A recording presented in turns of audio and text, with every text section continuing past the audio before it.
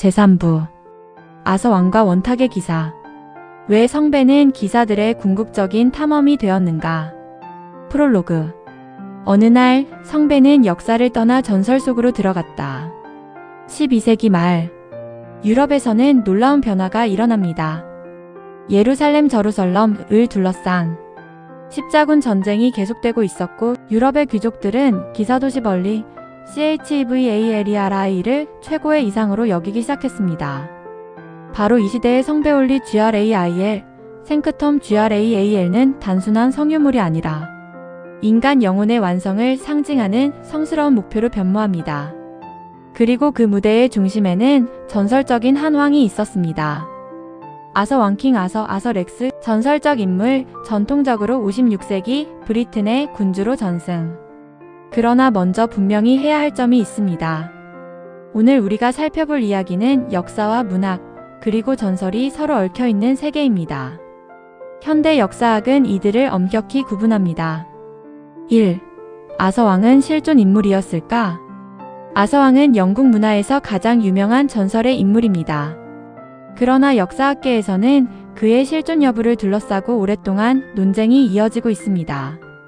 아서왕에 대한 가장 오래된 기록으로 자주 언급되는 것은 브리트니의 역사 HISTORIA BRITTONUM 약 AD 830년경입니다.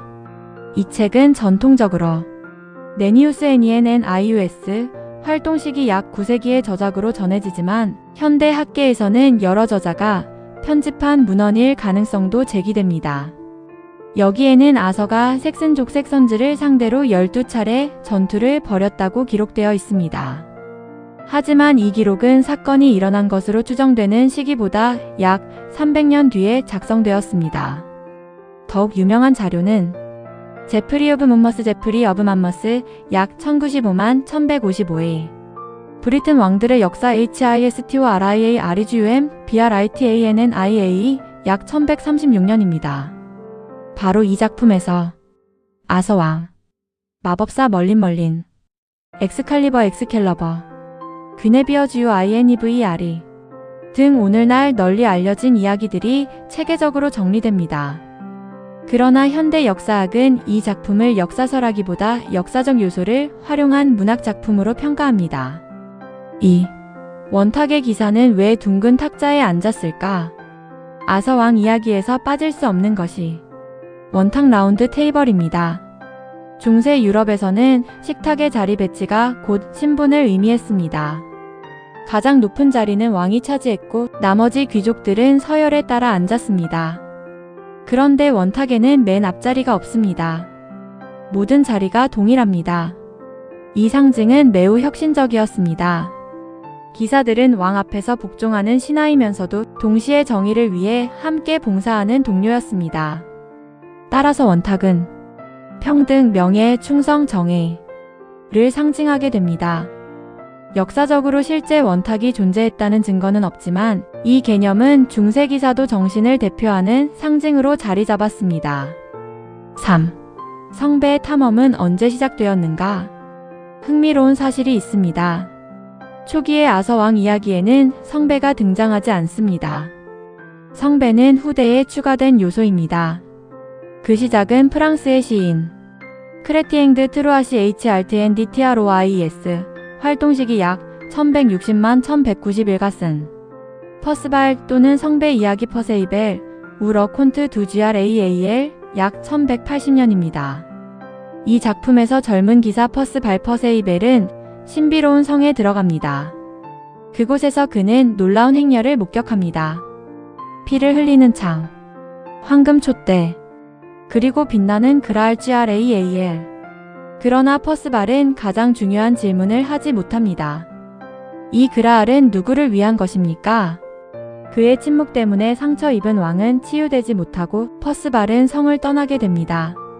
이 장면은 유럽 문학사에서 가장 유명한 장면 가운데 하나입니다. 4.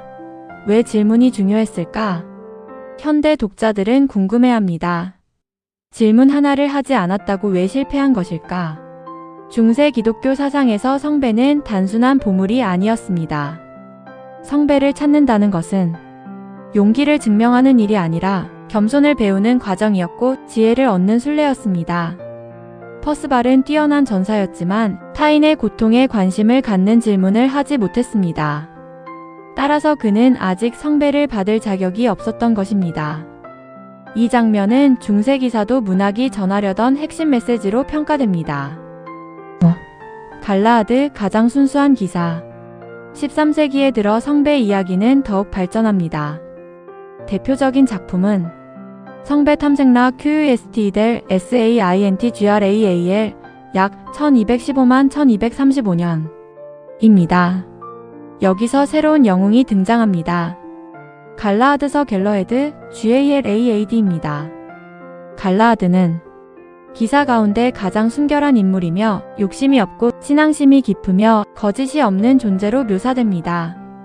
그는 결국 성배를 발견하는 데 성공합니다. 흥미롭게도 갈라하드는 성배를 손에 넣은 뒤 세속적 권력을 얻지 않습니다. 오히려 하늘의 부르심을 받아 세상을 떠납니다. 이는 성배가 권력의 상징이 아니라 영적 완성의 상징임을 보여주는 중요한 장면입니다. 6. 랜슬롯은 왜 실패했을까? 아서왕 이야기에서 가장 뛰어난 기사로 꼽히는 인물은 랜슬롯서 랜설라트 두렉 랜설라트입니다. 그는 누구보다 용감했고 수많은 전투에서 승리했습니다. 그러나 그는 성배를 얻지 못합니다. 이유는 단 하나였습니다. 왕비 귀네비어 킨 GUINEVE 아리와의 금지된 사랑 때문입니다. 중세 작가들은 이를 통해 아무리 위대한 기사라도 도덕적 결함이 있다면 성배를 얻을 수 없다는 교훈을 전했습니다. 7. 성배는 무엇을 상징했는가? 12세기 이전까지 성배는 단순한 전승 속의 그릇이었습니다. 그러나 아서왕 이야기와 결합하면서 그 의미는 완전히 달라집니다. 성배는 신의 은총, 인간의 구원, 영혼의 정화, 기사도의 완성, 희생과 사랑을 상징하게 됩니다. 이때부터 성배를 찾는 여정은 보물을 찾는 모험이 아니라 자기 자신을 찾아가는 순례가 됩니다. 그래서 현대 문학 연구자들은 성배 탐색을 서양 문학 최초의 내면 성장 서사 가운데 하나로 평가하기도 합니다. 8. 역사와 문학을 구분해야 한다. 오늘날 학계의 일반적인 견해는 다음과 같습니다. 역사적으로 확인되는 사실. 아서왕의 실존 여부는 확정되지 않았다. 성배 전설은 12세기 프랑스 문학에서 본격적으로 발전했다. 문학적 사실. 크레티엥 드 트루아가 성배 문학의 출발점을 마련했다. 이후 로베르트 보롱라버트 디 보란과 성배 탐색 등이 성배를 기독교적 상징으로 발전시켰다. 전설의 의미. 성배는 실제 보물을 찾는 이야기가 아니라 인간이 어떻게 더 선한 존재가 되어 가는지를 보여주는 상징적 이야기였습니다. 제3부 정리. 역사 속 성배는 하나의 잔에서 시작되었습니다. 그러나 전설 속 성배는 인간의 영혼을 비추는 거울이 되었습니다. 아서왕과 원탁의 기사들은 황금이나 권력을 위해 길을 떠난 것이 아니었습니다. 그들이 찾아 나선 것은 자신을 이기고 타인을 사랑하며 신 앞에 온전한 존재가 되는 길이었습니다. 그래서 성배 전설은 800년이 지난 오늘까지도 수많은 사람들의 마음을 움직이고 있습니다. 다음 제4부 예고. 다음 시간에는 중세가 만든 성배 어떻게 하나의 잔이 기독교 최고의 성물이 되었는가를 다룹니다. 크레티엥 드 트루아 CHRTNDTROIS 로베르드 보롱라버트 디 보란 성배 탐색락 QUST-델 SAINTGRAAL 아서왕의 죽음러 MORTEDARTHUR 1485의 토머스 멜러리 성배 개념의 완성과 중세 교회의 영향 을 중심으로 역사문학 신앙이 어떻게 하나의 전설을 만들어냈는지 깊이 있게 살펴보겠습니다. 4부 성배의 향방울리 GRAIL 제4부 중세가 만든 성배 어떻게 하나의 잔이 기독교 최고의 성물이 되었는가. 프롤로그 성경에는 없지만 유럽을 바꾼 이야기. 지금까지 우리는 하나의 중요한 사실을 확인했습니다. 신약 성경 뉴 테스터먼트 12세기 정경 형성에는 성배 올리 GRAIL라는 이름이 등장하지 않습니다. 예수 그리스도 지저스 크라이스트 기원전 4년 경서기 3033년의 마지막 만찬에서 사용된 장컵은 기록되어 있지만 그것이 훗날 성배라는 이름의 성유물이 되었다는 기록은 없습니다. 그렇다면 어떻게 성배는 중세 유럽에서 기독교 세계 최고의 성물이 되었을까요? 그 답은 성경이 아니라 1213세기 프랑스와 영국의 문학 속에 있습니다. 놀랍게도 오늘날 우리가 알고 있는 성배의 모습은 역사와 신학, 기사도 문화, 그리고 문학적 상상력이 수백 년에 걸쳐 함께 만들어낸 결과입니다. 1. 십자군 시대가 만든 새로운 세계. 11세기 말부터 유럽은 거대한 변화를 맞이합니다. 1915년 교황 우르바노 2세 푸프 어번 II, 어번 USII, 제위 1088만 1919는 프랑스 클레르몬 공의회 카운설 어브 클레만트 CONCILIUM CLAROMONTENSE AD 1095에서 십자군 원정을 호소했습니다.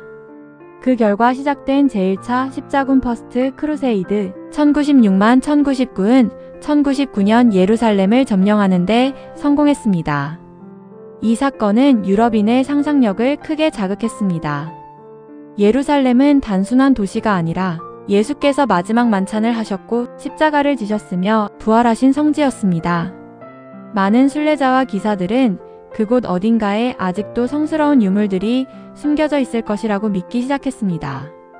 바로 이 시대적 분위기 속에서 성배 전설은 폭발적으로 성장합니다.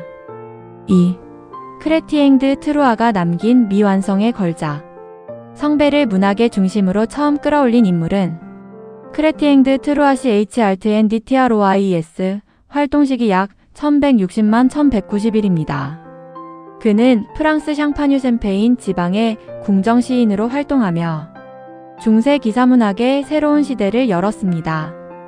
그의 대표작인 퍼스발 또는 성배 이야기 퍼세이벨, 우러 콘트 두 GRAAL 약 1180만 1190년 은 유럽 문학사에서 성배가 처음으로 핵심 소재가 된 작품입니다. 그러나 이 작품은 끝맺지 못한 채 미완성으로 남았습니다. 크레티엥이 왜 작품을 끝내지 못했는지는 정확히 알려져 있지 않습니다. 그의 죽음 때문이라는 견해가 가장 유력하지만 명확한 기록은 없습니다. 오히려 이 미완성이라는 점이 후대 작가들에게 무한한 상상력의 공간을 열어주었습니다. 3. 그라알 GRAAL은 원래 무엇이었을까? 흥미롭게도 크레티엥은 작품에서 홀리 GRAIL이라는 표현을 쓰지 않습니다. 그가 사용한 단어는 단순히 GRAAL입니다. 언어학자들은 이 단어가 고대 프랑스어 GRAAL 또는 중세 라틴어 GRADALIS에서 유래했을 가능성이 크다고 봅니다. 이는 본래 넓고 얕은 접시 또는 여러 음식을 담아 차례대로 내오는 큰 식기를 뜻했습니다. 즉, 처음에 그라알은 반드시 장컵을 의미하지 않았습니다.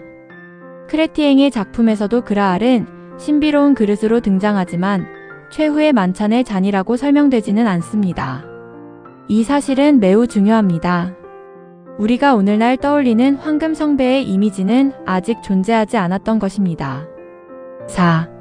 로베르드 보롱의 혁명. 성배 전설을 완전히 바꾸어 놓은 인물은 로베르드 보롱 라버트 디 보란, 활동시기 약 1190만 1212입니다. 그는 약 1190만 1200년 사이에 집필한 아리마데 요셉 조서프 DARIMATHI 에서 역사적인 변화를 만들어냅니다. 그는 처음으로 다음과 같은 이야기를 하나의 서사로 연결했습니다. 예수께서 최후의 만찬에서 잔을 사용하셨다. 그 잔은 아리마데 요셉이 보관했다. 예수의 십자가 처형 때 흘러내린 피를 그 잔에 담았다. 그 잔은 후대의 성배가 되었다. 이 서사는 성경이 아니라 중세 문학에서 처음 체계적으로 등장합니다. 그러나 이후 유럽인들은 이 이야기를 역사적 전통처럼 받아들이기 시작했습니다. 성배는 왜 순수한 자만 볼 수 있었는가? 13세기에 만들어진 성배 문학에서는 중요한 변화가 일어납니다. 성배는 단순히 찾기 어려운 보물이 아니라 도덕적으로 준비된 사람만이 접근할 수 있는 신성한 대상이 됩니다. 성배 탐색락 QUST-del SAINTGRAAL 약 1215만 1235년에서는 성배 앞에 선 기사들이 모두 같은 결과를 얻지 않습니다. 욕심이 있는 자는 실패합니다. 명예를 탐하는 자도 실패합니다. 오직 신앙과 겸손을 갖춘 기사 갈라하드서 갤러헤드만이 성배를 온전히 볼 수 있습니다. 이는 중세 교회가 강조한 이상적인 그리스도인의 모습을 반영합니다. 6. 교회는 성배 전설을 어떻게 보았는가? 많은 사람들은 중세 교회가 성배 전설을 공식 교리로 인정했다고 생각합니다. 그러나 이는 사실과 다릅니다. 로마 가톨릭 교회 로먼 캐슬릭 처치 ECCLESIACHOLICAROMANA는 성배 전설을 교리다금어로 선포한 적이 없습니다. 성배는 어디까지나 문학, 신심, 지역 전승 속에서 발전한 이야기였습니다. 물론 일부 성직자들은 성배 이야기를 설교와 교육에 활용했지만 교회는 이것이 역사적 사실이다라고 공식 선언하지 않았습니다. 이 점은 역사와 신앙을 구분하는 데 매우 중요합니다. 7. 성배와 성찬례의 연결. 그렇다면 성배 전설은 왜 그렇게 큰 힘을 가졌을까요? 그 이유는 성찬례 유커러스트와 깊은 관련이 있기 때문입니다. 최후의 만찬에서 예수께서는 잔을 들어 말씀하셨습니다. 이 잔은 너희를 위하여 흘리는 내 피로 세우는 새 언약이다. 누가복음 더 가스펄 어코딩 투 루크 AD 8090년경 22장 20절. 출처 입력. 중세 신학에서 성찬례는 단순한 기념 의식이 아니라 그리스도의 희생에 참여하는 가장 중요한 예배였습니다. 따라서 성찬의 잔과 연결된 성배는 자연스럽게 구원, 희생, 영원한 생명의 상징으로 자리 잡았습니다. 8. 성배는 하나의 잔이 아니라 하나의 사상이 되었다. 13세기 이후 성배는 더 이상 특정한 물건만을 의미하지 않았습니다. 그것은 인간이 평생 추구해야 할 가장 높은 가치의 상징이 되었습니다. 중세 철학자들과 수도원 작가들은 성배를 하나님의 은총, 인간 영혼의 정화, 완전한 사랑, 신과의 일치를 상징하는 비유로 해석하기도 했습니다.